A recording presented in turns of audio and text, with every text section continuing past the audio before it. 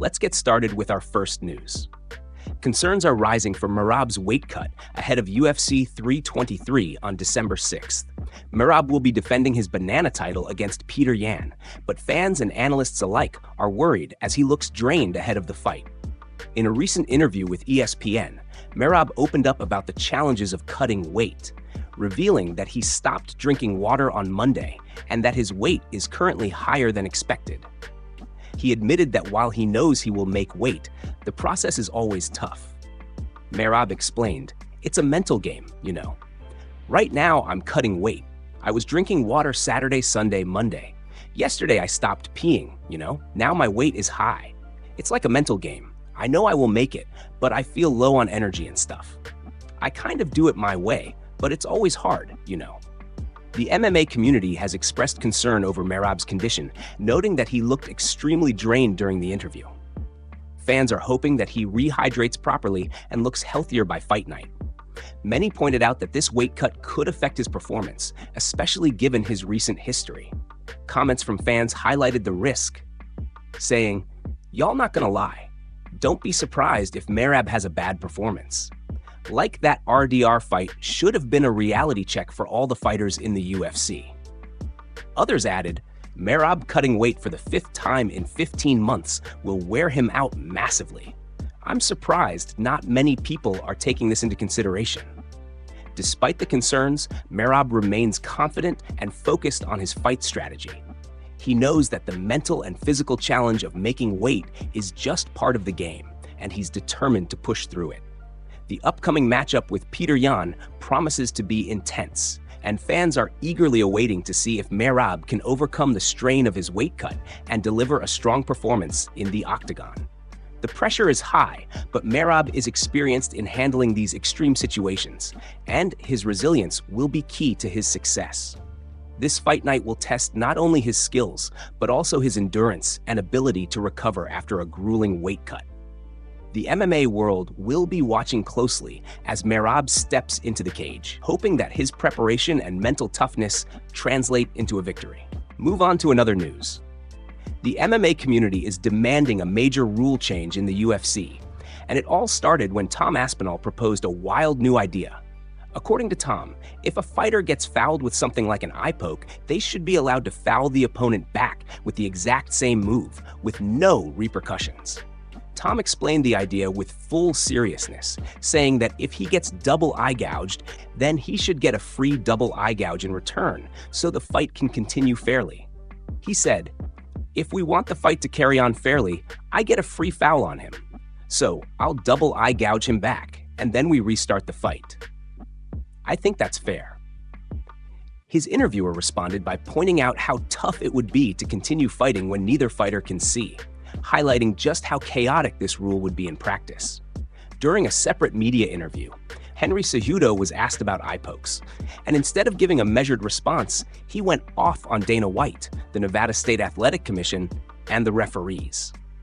Henry was clearly frustrated after dealing with eye pokes in his last fight, and he made it clear that something needs to change immediately.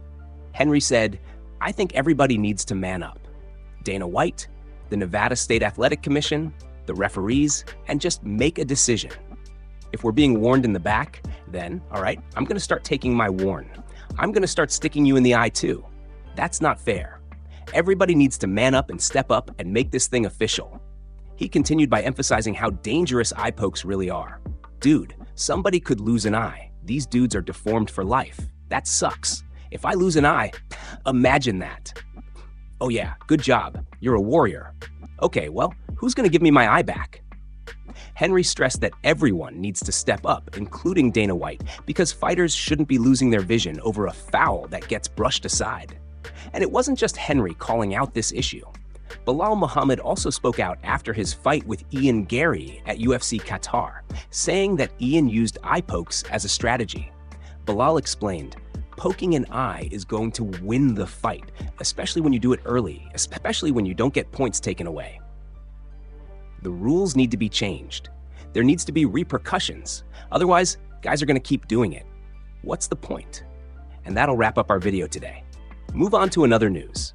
Conor recently linked up with Mike Tyson in Ireland, and the interaction instantly grabbed the attention of the entire combat sports world.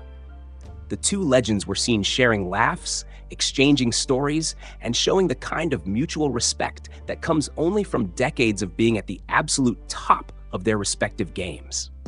Their meetup felt like a crossover moment between generations, a moment that fans have been waiting to see for years, especially with both men having such massive influence on fighting culture, promotion, and entertainment. The clip begins with Conor greeting Tyson with that signature energy, saying, "Look at you," as Tyson smiles and pulls him in. Conor, hyped up and full of excitement, continues, "I had gone up the second one. Yeah, I got it. Yeah." The two were clearly vibing, almost talking over each other as they shared the moment. They weren't speaking in polished, rehearsed sound bites. It was raw, real, and exactly the type of authentic interaction fans want to see between icons. Conor then adds a line that sounded like he was describing something intense or chaotic, saying, "Anything when I go up there like I'm sitting down there for you before I get out there, mother." The sentence trails off, but the energy behind it shows how amped he was. Tyson bursts into laughter, clearly enjoying the fact that Conor is being his usual unfiltered self. The conversation then shifts into something more reflective. Tyson, who has lived through some of the most extreme highs and lows in combat sports history, mentions their experiences, hinting at the struggles and the grind both men have faced. He says, "The experience we've had makes us perfect candidates for this," referring to the intensity, pressure, and global spotlight they've both navigated for years. Conor responds with excitement, talking about the work he's been doing with promotion and appearances. He says, "Did you see me going up and down the Alien with all the promotion for the brand?" Referring to the massive promotional push he's been doing lately. His energy is contagious, and Tyson nods along, clearly impressed. The meetup wasn't planned for a big announcement or a marketing stunt. It was simply two legends, two global icons, appreciating each other and enjoying a moment of connection. For fans, seeing Conor and Tyson side by side is a reminder of how influential they've been, not just as fighters, but as larger-than-life personalities who shaped entire eras of combat sports. Move on to another news. Sean Strickland posted a video to his social media explaining why he turned down a fight against Anthony Hernandez at UFC 325 in Australia. And as always, he didn't hold back. Sean started by celebrating the fact that his suspension is almost up, saying he's only about 10 days away from being eligible to return. He admitted he's out of shape and needs about 8 to 10 weeks before he's fully ready. But he made it clear that even though the suspension sucked, he would absolutely do it again if it meant getting to hit that guy in the face. He said, "If a man tells you to do that, you gotta fight him. There's no other way. Cop or not, you gotta send it. So yeah, I'd hit that cop again." Sean then explained why he rejected the Australia card, even though he loves Australian fans. He said, "I love you guys, man. You guys are all white trash. You're all like-minded, dude. I feel like we're the same. But I don't have medical insurance. So you want me to take my first fight back in Australia and give half my check to taxes and buy your medical insurance? I ain't doing it." He added that if Fluffy Hernandez doesn't want to fight in Australia, then he doesn't want to either. Sean said he loves the matchup, but he wants it booked in the United States. He claimed he's one of the few real Americans in the UFC and wants the fight at home. Sean then gave his unfiltered thoughts on the middleweight division, saying it's completely frozen. He brought up Khamzat, referring to his Ramadan break, his surgery, and the long delays between fights. Sean joked that Khamzat will fight Nasruddin Imavov in a year, dry hump him, then go back home, kiss the dictator, and deal with his ovaries hurting. Sean said, "The middleweight division doesn't exist. I'd be better off trying to fight for a 205 belt than the middleweight belt. It don't exist anymore, man." He mocked the situation further, saying that after Khamzat kisses the ring and asks Daddy Cordero for permission to fight again, then maybe things will move. But for now, in Sean's words, the division is completely on ice. He wrapped up by thanking fans for sticking with him and said he can't wait to get back and start stacking wins. Move on to another news. Belal Muhammad is now publicly blaming the eye pokes for his loss to Ian Gary, and he's calling for an immediate rule change in the UFC. Belal, the former welterweight champion, posted a new video on his YouTube channel where he broke down the fight, expressed his frustration, and made it clear that he believes the repeated fouls directly changed the outcome. Belal started by saying the obvious. The fight didn't go the way he and his team had planned. But he added that all a fighter can do after a setback is grow, learn, and move forward. He explained that there really wasn't much of a fight to analyze because of what happened early. According to him, everything shifted the moment the first eye poke landed, and things only got worse from there. He said, "Obviously, we didn't see much. We got poked in the eye 3 times. What are you gonna do, right?" Belal emphasized that Ian Gary is smart, strategic, and understands how to win fights, even in situations where the tactic crosses into foul territory. To him, these eye pokes weren't accidents. They were used with purpose, at key moments, and they were extremely effective. Belal said Ian was very smart at figuring out ways to win fights and understand how to win, and he understood poking an eye was going to win the fight, especially when you do it early, especially when you don't get points taken away from you. He stressed that this is exactly why the current rules are flawed.